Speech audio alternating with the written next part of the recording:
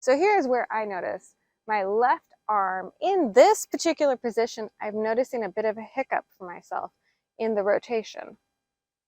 So I'm gonna slow down and make sure that my ribs are actually moving, because if my ribs are actually moving, I don't feel that little hiccup as much. If I remove those ribs, yep, there's that hiccup.